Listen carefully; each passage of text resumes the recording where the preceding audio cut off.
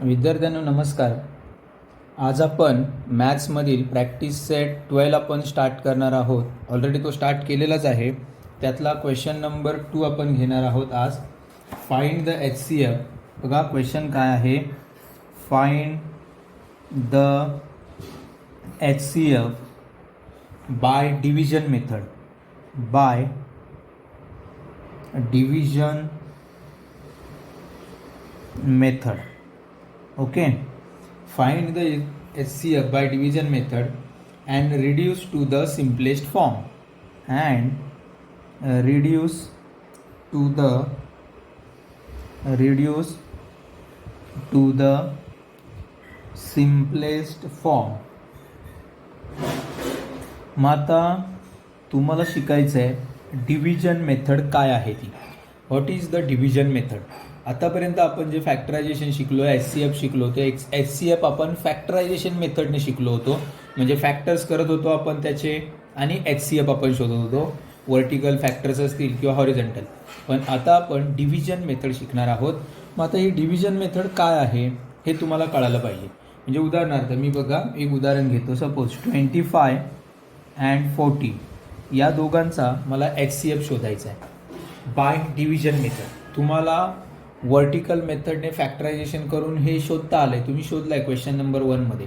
पण आता मी डिव्हिजन मेथडने काय करते बघा. त्याचा फर्स्ट पॉईंट असा आहे, डिव्हिजन मेथडने जेव्हा आपण HCF शोधतो तेव्हा काय करायचं तर मोठ्या संख्येला लहान संख्येने डिवाईड करायचं. Divide the bigger number by smaller number ही फर्स्ट स्टेप आहे. डिवाइड बिगर नंबर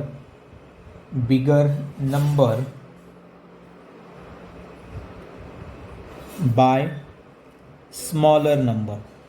कुठल्याही मोठ्या संख्येला लहान संख्येने डिवाईड करायचं. मग आता मोठी संख्या कुठली आहे 40. मग मी असं लिहितो बघा, इथे व्यवस्थित बघा. 40ला आपण डिवाईड करणार आहोत 25ने. 40 इज डिवायडेड बाय 25.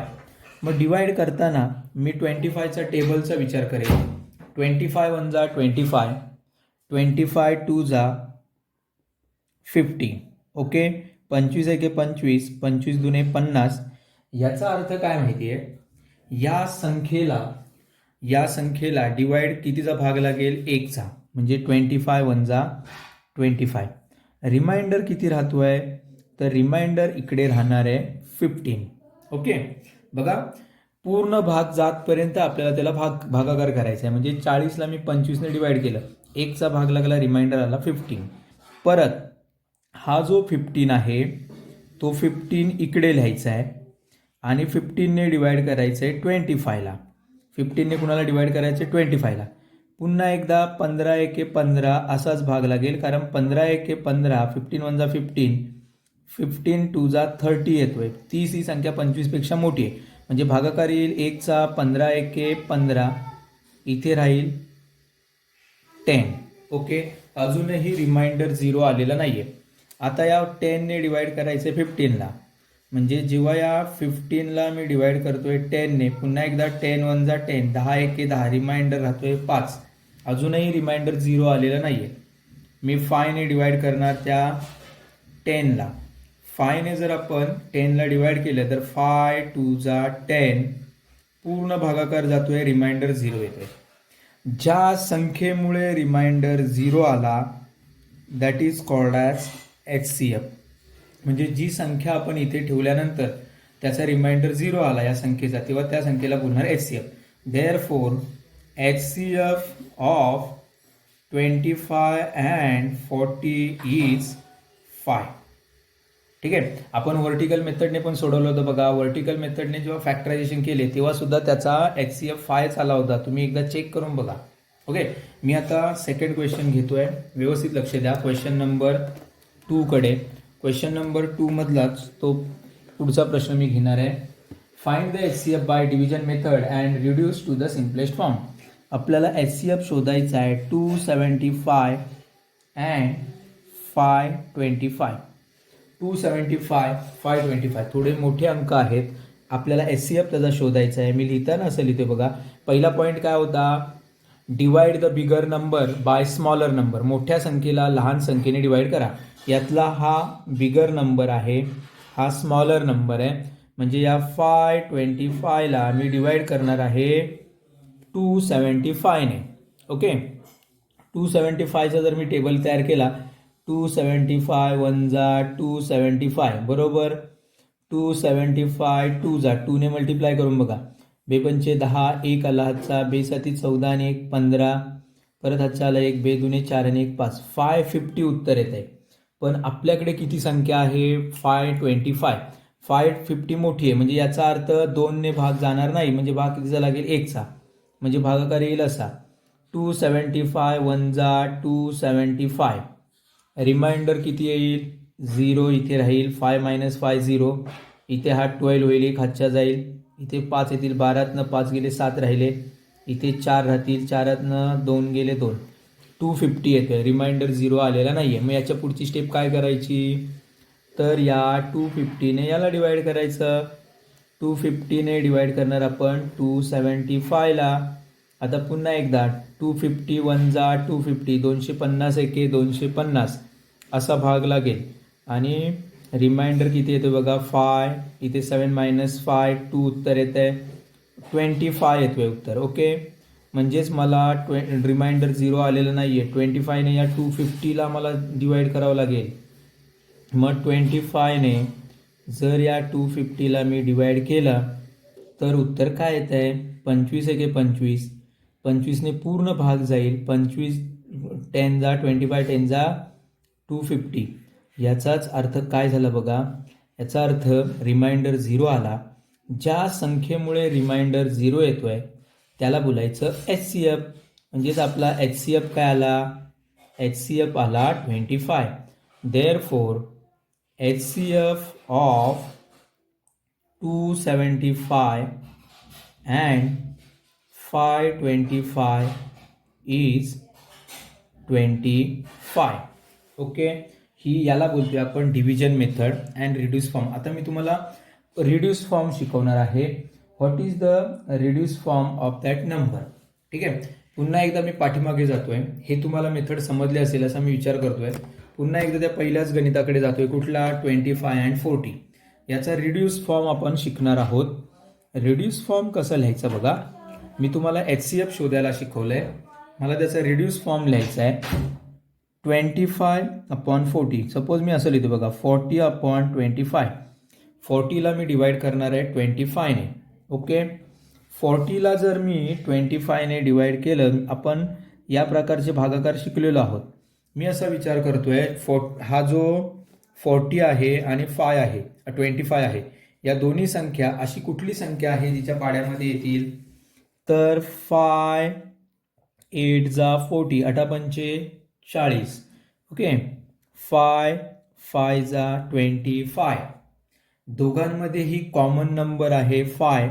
बघा, इथे 5 आहे, इथे 5 आहे, त्याच्या पुढे तर आपण भाग देऊ शकत नाही, 5 कट होईल. रिडक्शन फॉर्म, रिड्यूस फॉर्म येईल 8/5 स्मॉलेस्ट रूट, आणि जी संख्या दोघांमध्ये कॉमन आली आहे तिला आपण बोलणार आहोत HCF. पण याही मेथडने तुम्ही सोडवलं तरी चालेल, पण त्याहीपेक्षा मी अगोदर तुम्हाला जी मेथड सांगितली त्या मेथडने सोडवायचं. जी संख्या दोघांमधून एक कट होणार आहे तो HCF आहे, रिडक्शन फॉर्म. ओके, आता जे गणित सोडवलं ते पुन्हा एकदा बघा. कुठलं गणित? 275/525. ओके, 275 आणि 525 दोघांनाही डिवाइड होणारी संख्या कुठली? असा जर मी विचार केला तर 25ने या 275ला पूर्ण डिवाइड होईल.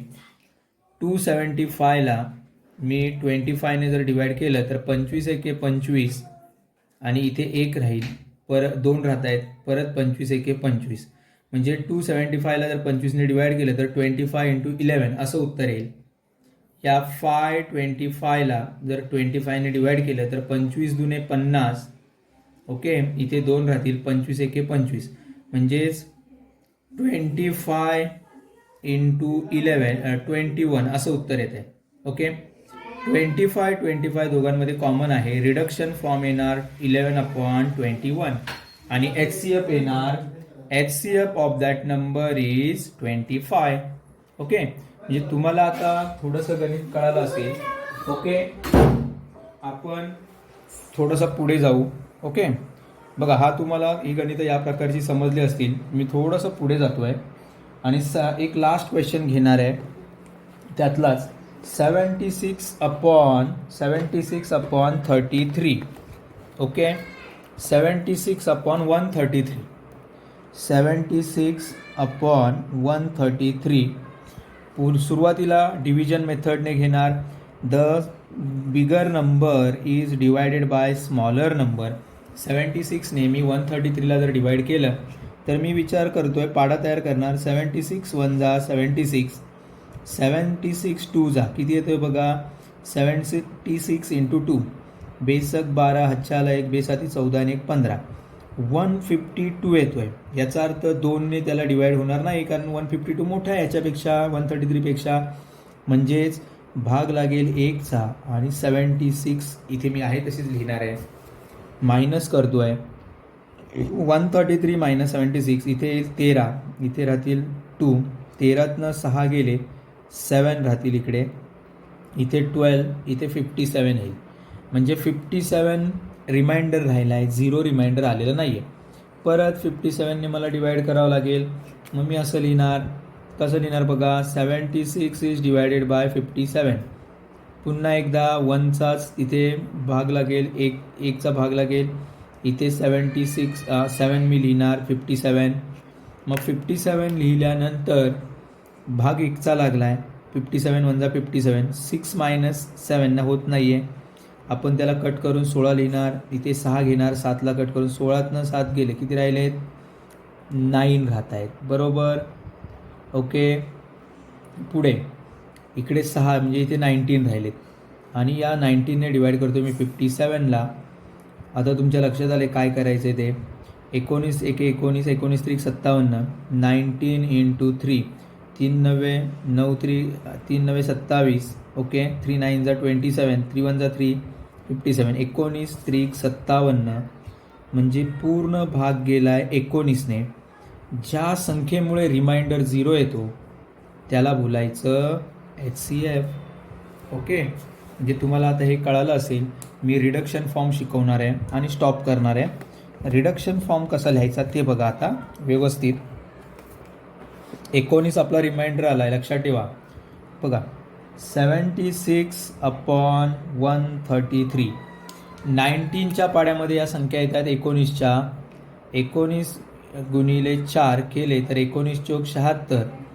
133 याला 19ने डिवाइड करून बघा किंवा 19च्या पाड्यात ते 133 येत आहेत की नाही. 19चा पाडा येतोय तुम्हाला सगळ्यांना बघा. 19 गुणिले 7 करा. 7 9 63 हच्छाले 6, 7 1 7 आणि 6 13. म्हणजे 19 गुणिले 7 केलेत. 19 × 4 केला तर 76 येतो आहे. 19 × 7 केला 133 येतो आहे. 19 कॉमन आहे याचा अर्थ HCF आला 19 आणि रिडक्शन फॉर्म आला 4/7. ओके हे तुम्हाला कळालं असेल अशी मी अपेक्षा करतो आहे. सगळ्यांनी प्रॅक्टिस सेट 12 सोडवून मला पूर्णपणे दाखवायचं आहे कारण सगळा प्रॅक्टिस सेट 12 तुम्हाला आता आला पाहिजे. मी त्यातली गणितं तुम्हाला सोडून दाखवली आहेत. Okay bye bye.